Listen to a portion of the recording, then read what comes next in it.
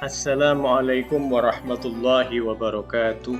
Bismillahirrahmanirrahim. Alhamdulillah. Assalatu wassalamu ala rasulillah Sayyidina Muhammadin wa ala alihi wa sahbihi wa mawala. Amma ba'du. Anak-anakku yang Pak Guru banggakan, puji syukur alhamdulillah kita haturkan kehadirat Allah subhanahu wa ta'ala. Dengan rahmatnya kita masih bisa belajar dalam rangka menambah pengetahuan akhlak kita melalui ngaji kitab Ta'limul Muta'allim. Anak-anakku yang Pak Guru banggakan, untuk memulai pengajian ini, mari kita awali dengan membaca surat Al-Fatihah. Kita hadiahkan kepada Nabi Muhammad SAW, para pengikutnya, keluarga dan para sahabatnya, juga para keturunannya, juga pada para nabi-nabi sebelumnya, para ulama, para pengarang kitab, khususnya kitab Ta'limul Muta'allim karya Syekh Burhanul Islam Az-Zarnuji, juga untuk guru-guru kita, orang tua kita, anak cucu kita, saudara kita semuanya saja. Mudah-mudahan senantiasa dalam lindungan Allah, selalu dalam naungan rahmat Allah, juga dalam naungan ridha Allah subhanahu wa ta'ala, sehingga kita bisa mendapatkan ilmu manfaat, rezeki barokah, badan yang sehat, untuk bekal ibadah kepada Allah. Ala hadhihi niyyah. Al-Fatihah. A'udzu billahi minasyaitonir rajim. Bismillahirrahmanirrahim. Alhamdulillahi rabbil alamin. Arrahmanir rahim. Maliki yaumiddin. Iyyaka na'budu wa iyyaka nasta'in. Ihdinas siratal mustaqim. Siratal ladzina an'amta 'alaihim ghairil maghdubi 'alaihim waladdallin. Rabbi gfirli wa liwalidayya wa lil mu'minina amin. Anak-anakku yang Pak Guru banggakan, pada kesempatan kali ini kita ngaji dengan judul waktu atau masa belajar.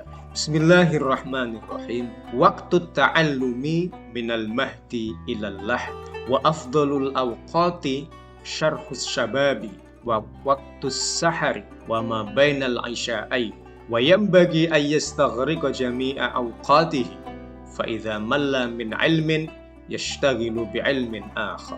Anak-anakku yang Pak Guru banggakan, mari kita mulai memberi makna.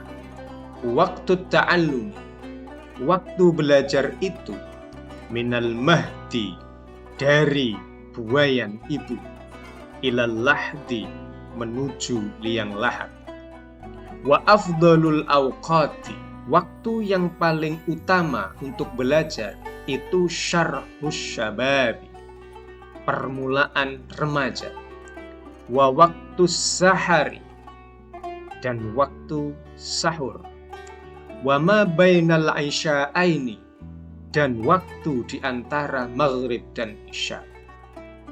Wa yambagi, dan sebaiknya, ayyastaghriqa, seorang siswa itu menghabiskan jami'a awqatihi, seluruh waktunya. Fa'idha malla, maka ketika bosan, min ilmin, terhadap satu ilmu, yashtagilu, maka kemudian dia sibuk, bi ilmin, dengan ilmu akhar yang lain. Anak-anakku yang Pak Guru banggakan, waktu ta'allumi minal mahdi ilal lahdi, ini adalah ungkapan yang populer di antara kita, mencari ilmu dari buayan ibu hingga menuju liang lahat. Apa bisa mencari ilmu ketika masih kecil, berada di gendongan ibu, berada di buayan orang tua? Apa bisa? Bisa. Banyak sekali kita melihat orang tua yang mengajarkan kalimat-kalimat thayyibah, kata-kata yang baik untuk diajarkan kepada anaknya, meskipun anaknya masih ada dalam buaya. Misalnya, diajari dengan membaca la ilaha illallah, diajari dengan membaca sholawat Allahumma sholli ala sayyidina Muhammad, diajari membaca kalimat-kalimat thayyibah yang lain. Itu bisa kalian lihat ketika kalian tahu ibu kalian membuai, menggendong adik kalian misalnya. Itu dengan mengajak adiknya, itu dengan kalimat-kalimat yang baik. Itu juga bagian dari belajar. Hal yang tidak luput dari pandangan kita adalah adik kita, atau mungkin tetangga kita, saudara kita yang punya anak kecil, di sana ada pelajaran penting. Pelajaran makan sekalipun itu adalah hal yang penting bagi seorang bayi. Karena memang bisa itu karena biasa. Kalian makan hingga saat ini begitu lancar, begitu enak. Bahkan ketika kalian tidak bisa melihat, lampu mati, tidak ada cahaya, ketika makan masih bisa mengambil mana yang bisa dimakan, mana yang tidak bisa dimakan, dan memasukkan ke dalam mulut itu persis, tidak pernah salah. Oleh karena terbiasa sejak kecil. Pembelajaran seperti itu alangkah baiknya dilakukan dalam rangka menambah ilmu pengetahuan. Kalian belajar sejak kecil, misalnya belajar matematika. Di TK itu belajar matematika cukup dengan mengatakan balonku ada 5, rupa-rupa warnanya dan lain sebagainya. Pada hakikatnya di sana mengajarkan bagaimana angka 5 itu dikurangi 1 jadi 4. Pada hakikatnya belajar matematika, hanya saja bentuknya berubah nyanyian. Karena memang pelajaran matematika kalau dipakaikan anak TK, diajarkan kepada anak TK, maka akan sulit kecuali dengan riang gembira dan bernyanyi. Kemudian mencari ilmu itu juga sampai ke liang lahat. Kalian seringkali dengar ketika ada orang meninggal, kemudian setelah meninggal itu masih ditalkin, diajari. Misalnya dengan mengatakan, wahai fulan bin fulan, wahai orang yang ada di dalam kubur, jika ada 2 orang malaikat datang menemuimu, maka kamu jangan takut, jangan gentar, karena dia adalah makhluk, sama-sama makhluk Allah seperti kamu. Jika dia bertanya, man rabbuka, siapa Tuhanmu, maka jawablah dengan kata-kata yang lancar, Allahu Rabbi, Allah adalah Tuhanku. Itu adalah pelajaran sampai pada liang lahat. Tidak mungkin orang bisa menjawab pelajaran penting di liang lahat kalau semasa hidup tidak pernah belajar mengenal Allah Subhanahu wa Ta'ala. Misalnya di liang lahat, ditalkin, itu diajarkan waman nabiyuka, dan siapa nabimu. Kalau dia semasa hidup tidak pernah mengikuti ajaran Kanjeng Nabi Muhammad SAW, maka akan kesulitan diajari siapa nabimu. Meskipun sudah diajari Muhammad Nabi, Muhammad adalah nabiku, kalau dia masih hidup dulunya tidak pernah belajar, tidak pernah mau mengikuti apa petunjuk Nabi Muhammad, maka akan sulit sekali menjawab nanti di liang lahat.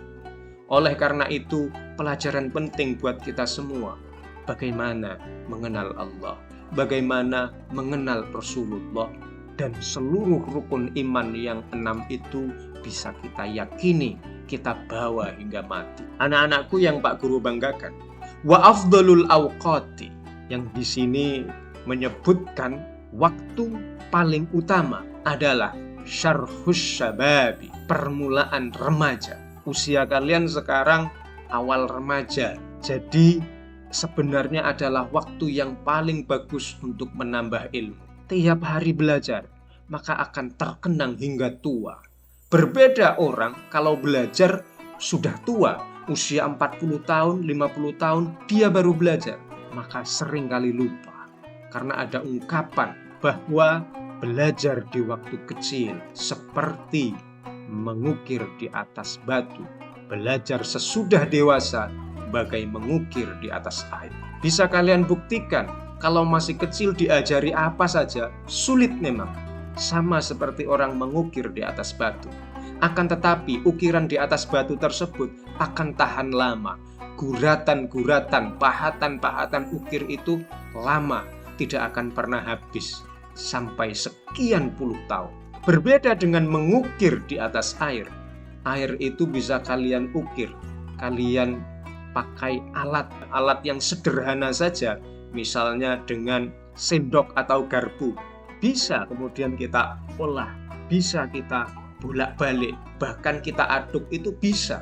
Akan tetapi adukan itu akan kembali bercampur baur, datar lagi, sebagaimana sifat air yang selalu datar, Seperti itulah orang kalau biasanya belajar sesudah dewasa, umur 40 tahun, umur 50 tahun baru belajar, sedikit-sedikit lupa, bahkan materi yang sedikit pun itu juga lupa. Maka di sini pengarang kitab menganjurkan bahwa sebaik-baik waktu belajar adalah syar'us syabab, permulaan remaja. Anak-anakku yang Pak Guru banggakan. Kemudian pengarang kitab juga menunjukkan waktu yang utama itu adalah waktu sahari, artinya waktu sahur. Waktu sahur itu sebelum subuh. Jadi memang adalah waktu yang berbarokah, di mana malaikat itu diperintah oleh Allah. Wahai malaikat, turunlah ke dunia. Siapa hambaku di sana yang sedang bangun, sedang sholat, atau melakukan apapun, maka kabulkanlah keinginannya. Sampaikan kepada mereka bahwa mereka akan sukses. Lah itu yang dibuat oleh Allah waktu sebelum sahur. Kurang lebih kalau zaman sekarang itu jam 3. Sehingga orang yang belajar di jam 3, orang yang sholat, tahajud, berupaya meminta apapun pada pukul 3 itu akan cepat dikabulkan oleh Allah, akan cepat sukses menuai keberhasilan yang luar biasa. Anak-anakku yang Pak Guru banggakan, wa ma bainal isya'aini, dan di antara waktu maghrib dan isya, kita seringkali mengatakan dan bahkan tahu secara persis waktu ngaji kita, ngaji Al-Quran itu dilakukan setelah maghrib hingga isya. Karena memang ulama terdahulu punya ajaran seperti ini, antara maghrib dan isya adalah waktu yang berbarokah. Artinya apa? Kalian belajar di waktu itu, waktu tidak banyak, akan tetapi bisa memahami banyak hal. Karena memang Allah membuat rahasia di waktu setelah maghrib hingga isya adalah waktu yang berbarokah. Kalau tidak dipakai ngaji Quran, maka pakailah belajar. Kalau tidak, pakailah zikir. Jangan dipakai main game atau melakukan hal-hal yang tidak bermanfaat.